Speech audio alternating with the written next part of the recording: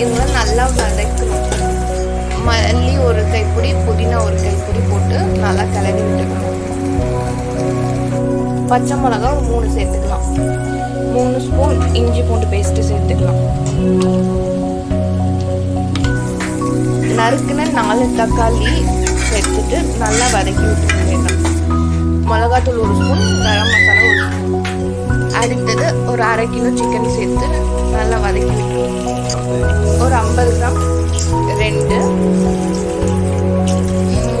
இது நல்லா கொஞ்சம் வேகட்டும். நல்லா கொதி வந்த பிறகு இப்போ அரிசி சேர்த்துக்கலாம். 1.5 டம்ளர் அரிசி இப்போ சேர்த்துக்கலாம். இப்போ கொஞ்சம் 1/2 டம்ளர் லெமன் ஜூஸ் சேர்த்துக்கலாம். இப்போ தம்ல போடுறதுக்கு முன்னாடி 2 ஸ்பூன் நெய் ஊற்றி சேர்த்துக்கலாம்.